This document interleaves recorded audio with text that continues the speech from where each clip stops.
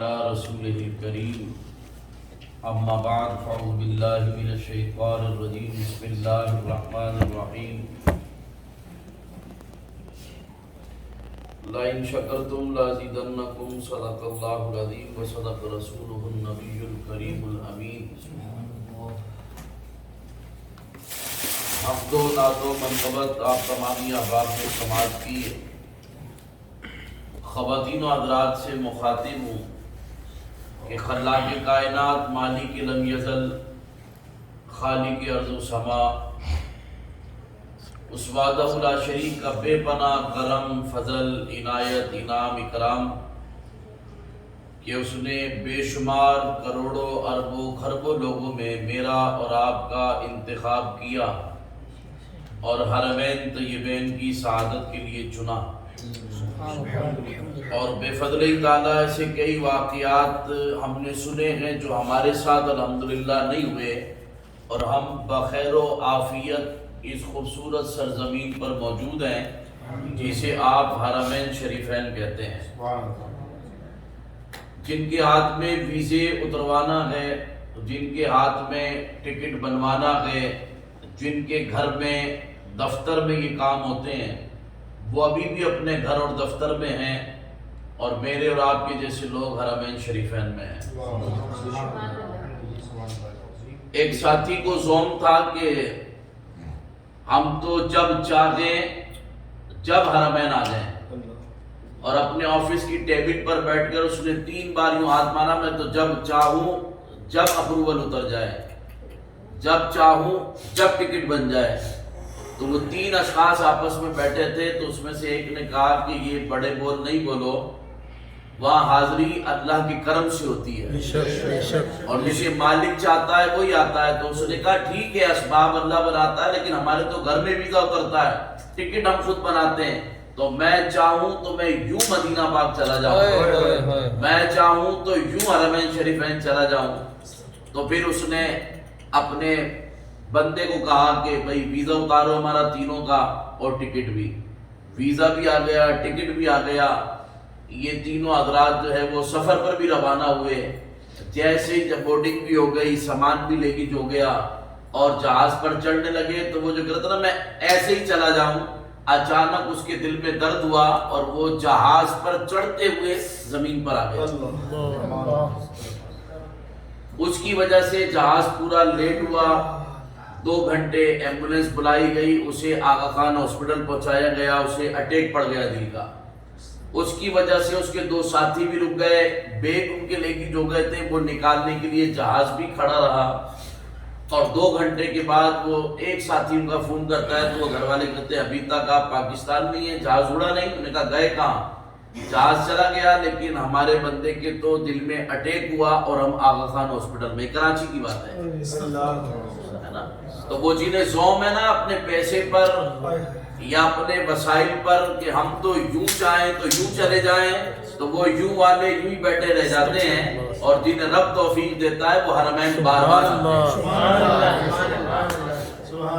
اور ہماری بار بار حاضریوں کا راز یہ ہے کہ قرآن اتنی خوبصورت اور جامع کتاب ہے کہ جس کے بارے میں خود قرآن نے ہی کہا کہ یہ وہ لاریب کتاب ہے جس میں شک کی گنجائش نہیں ہے، اور یہ لاریب کتاب کہتی ہے کہ اللہ کا فرمان ہے کہ لئن شکرتم لازیدنکم، تم شکر کرو ہم تمہیں زیادہ دیں گے۔ سبحان اللہ۔ حاضری ہر آدمی زیادہ چاہتا ہے، مدینہ پاک ہر آدمی زیادہ آنا چاہتا ہے، مکہ مکرمہ ہر آدمی زیادہ آنا چاہتا ہے، لیکن آئے گا کب؟ قرآن کہتا ہے لئن شکرتم لازیدنکم، تم شکر کرو ہم زیادہ دیں گے۔ تو قرآن ایسا ہے کہ لا تبدیل لکلمات اللہ، کہ اللہ کی کلمات تبدیل نہیں ہوتے، اور یہ اللہ کا وعدہ ہے قرآن میں کہ تم شکر کرو گے تو اللہ زیادہ دے گا۔ ہر نعمت، صرف حاضری نہیں، ہر نعمت اپنی زندگی میں جو آپ چاہتے ہیں آپ اس پر شکر ادا کرنا شروع کر دیں، پھر آپ دیکھیں اللہ تعالیٰ وہ نعمت آپ کو فراوانی کے ساتھ دے گا، اس لیے کہ اس کا وعدہ ہے قرآن میں کہ شکر کرو گے تو زیادہ دوں گا۔ اور اسی قرآن میں وہ کہتا ہے کہ لا یخلف اللہ المیعاد، کہ اللہ وعدے کے خلاف نہیں کرتا، وَلَن یخلف اللہ وعدہ، اور اللہ ہرگز وعدے کے خلاف نہیں کرتا۔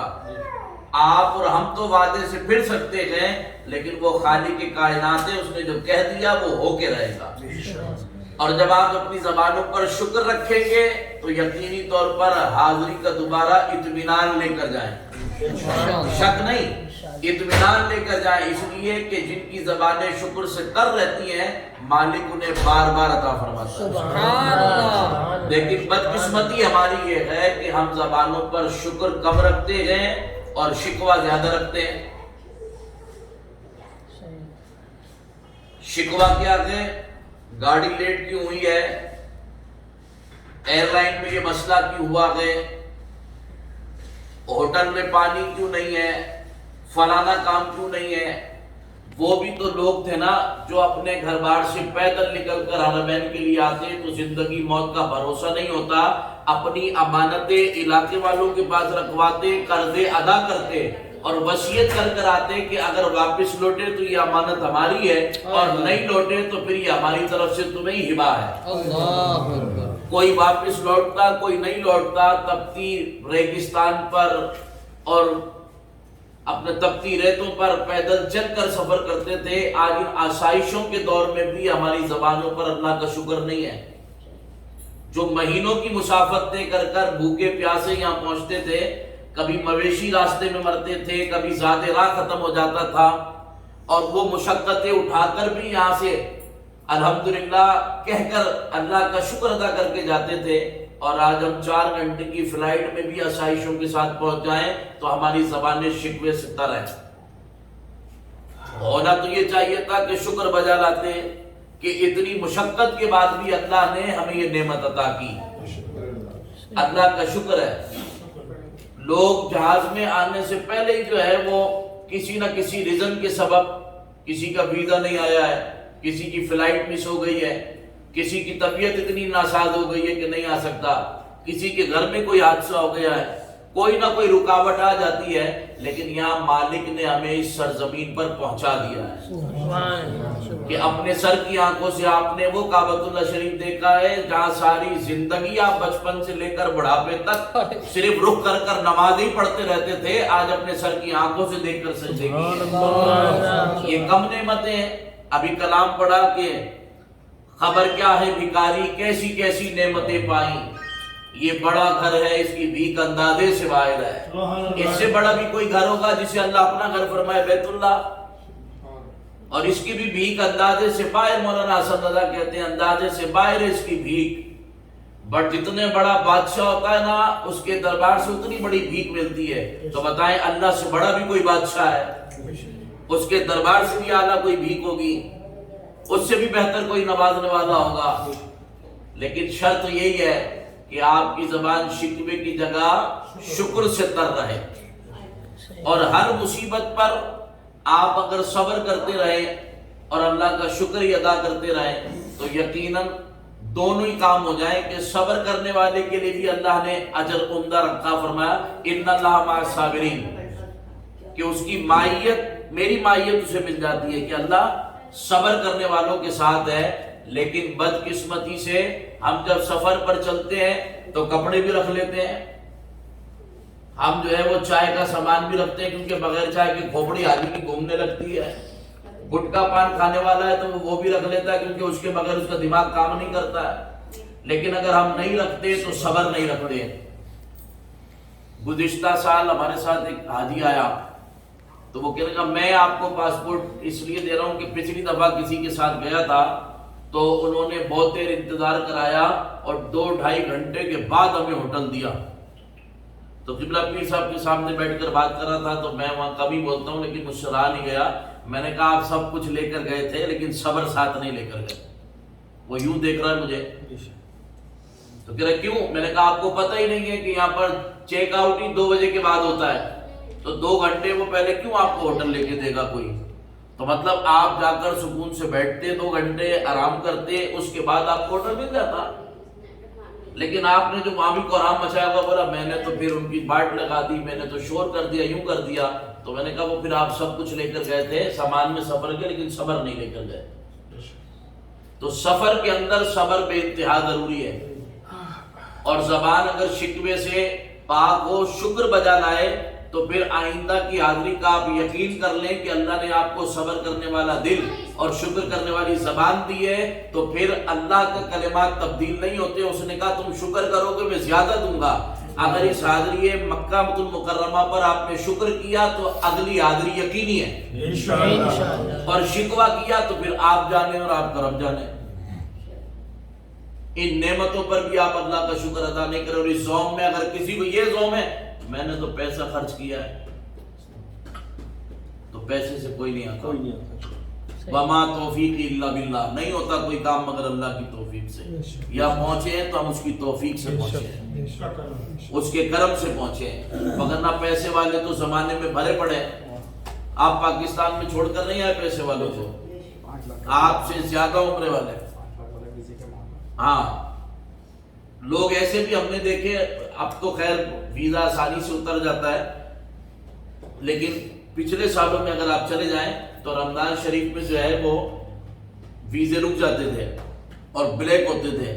تو اس وقت لوگ کہتے تھے 35 سال ہو گئے ہمیں مدینہ پاک آتے ہوئے، 5 لاکھ لے لو لیکن ویزا لگا دو خدا کے لیے۔ 1.5 لاکھ روپے کا 1 لاکھ روپے کا ٹوٹل پیکج تھا اس دوران، اور کہتے تھے 5 لاکھ لے لو لیکن خدا کے لیے ہمارا ویزا لگا دو کہ ہم 35 سال سے آ رہے ہیں، ہماری حاضری نہیں رک جائے۔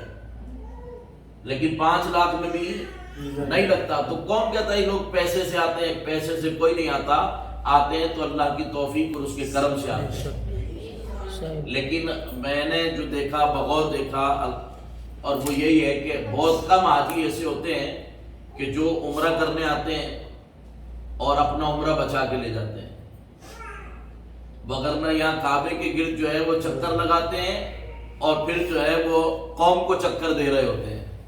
تو کسی لکھنے والے نے اچھا لکھا تھا فیس بک پر کہ کعبے کے گرد چکر لگانے سے قوم کو دیے ہوئے چکر واپس نہیں ہوتے۔ صحیح ہے، اپنے دل کی اصلاح، اپنے قلب کی اصلاح، اپنے باطن کی اصلاح وہ ضروری ہے۔ یقیناً یہاں سے آدمی شفاف ہو کے جاتا ہے، صاف ہو کے جاتا ہے، گناہوں سے پاک ہو کر جاتا ہے، لیکن یہ کم گناہ ہے کہ آپ ساتھ رہتے ہوئے بھی ایک دوسرے کے لیے بدگمانی کریں، ٹریول والے کے لیے بدگمانی کر لیں، کسی اور کے لیے کر لیں۔ جتنی محنت یعنی کہ کی جائے، ہم اپنے طور پر جو کر سکتے ہیں، ہمارے جو ہے وہ آپ گاہک نہیں ہیں، نہ جو ہے وہ ہمیں آپ سے کوئی کاروبار ہے، لیکن ہم آپ کے لیے مخلص یوں ہیں کہ جیسے ہماری حاضریاں بنی ہیں، اللہ کرے آپ کی ہم سے زیادہ ہوں، لیکن ہوگی تب جب اس کی رحمت شامل حال ہوگی۔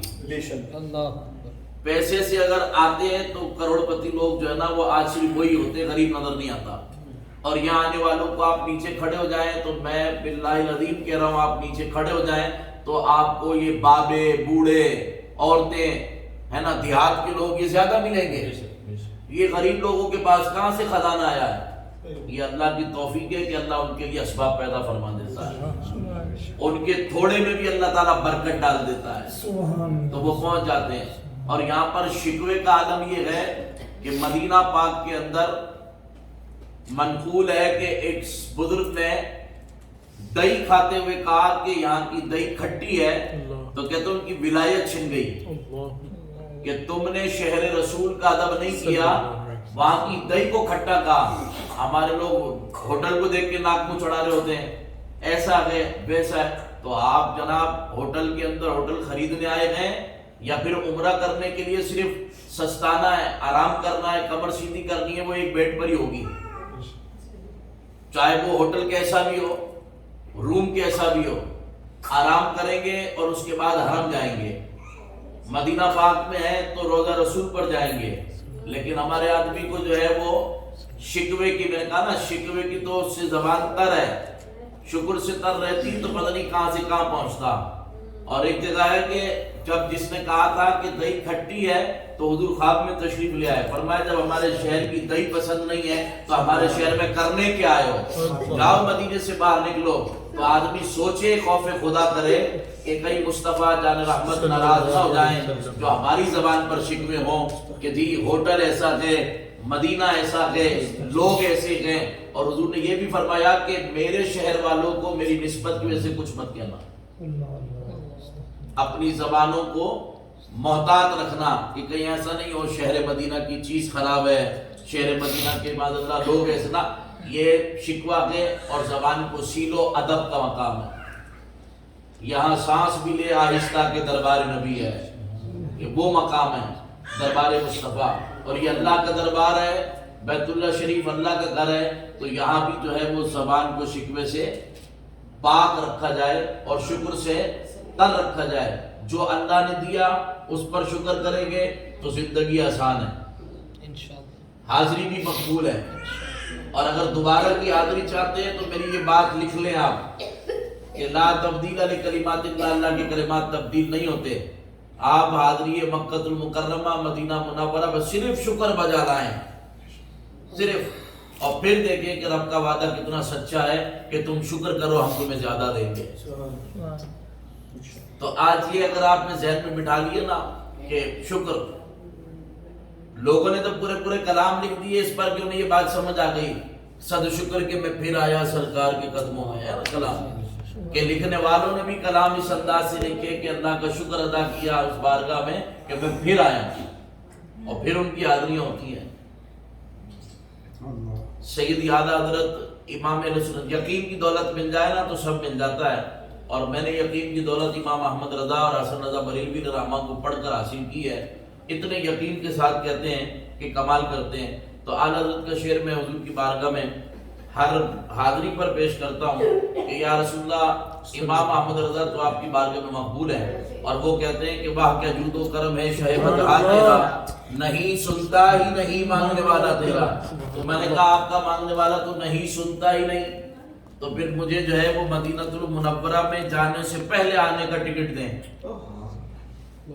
اور اگر زندگی یاوری نہ کرے اور مدینہ پاک حاضری پھر مقدر میں نہیں ہو تو یا رسول اللہ یہاں سے جانا نصیب نہیں ہو، پھر ہم ہو، قضا ہو اور جنت البقیع ہو۔ ہاں، جب نہ قضا آتی ہے نہ بقیع ملتی ہے، واپس آتے ہیں تو یقین کامل ہے کہ اس بارگاہ میں کہہ کر آئے ہیں کہ آنے سے پہلے آنے کا ٹکٹ دیں، تو الحمدللہ یہاں سے جاتے ہیں، آنے کے اسباب پھر بن جاتے ہیں۔ اور ایک سال تو ایسا مشاہدہ میں نے کیا کہ میں رمضان کی 27 کو پاکستان پہنچا، اور یہی عرض کر گیا، میں جیسے ہی پاکستان پہنچا ہوں تو اس دن یہاں کی رونقیں دیکھ کر اتنے بڑے دسترخوان، تو جب گھر والوں کے ساتھ چھوٹا سا دسترخوان لگا تو میری طبیعت بوچھل ہونے لگی، تو میں نے گھر والوں سے کہا میں مسجد جا رہا ہوں، تو معتکفین کے ساتھ بیٹھ کر، کیونکہ وہ کافی تعداد میں ہوں گے، ان کے ساتھ افطار کروں گا۔ میں چلا گیا وہاں مسجد میں اور معتکفین کے ساتھ اعتکاف کرنے لگا۔ تو جیسے ہی وہاں پہنچا تو ایک ساتھی ہمارے تھے، تو کہنے لگے وہ سلیم حبیب صاحب نے یہ کہا ہے کہ علامہ صاحب اس بار ہمارے ساتھ عمرے پہ جائیں گے۔ میں نے کہا آج تو میں آیا ہوں، اور آج اترتے ہی پاکستان جو ہے وہ دوبارہ جانے کی خوشخبری پھر مل گئی۔ یعنی وہ کیسی عظیم بارگاہ ہے کہ ادھر مانگو ادھر عطا فرماتے ہیں۔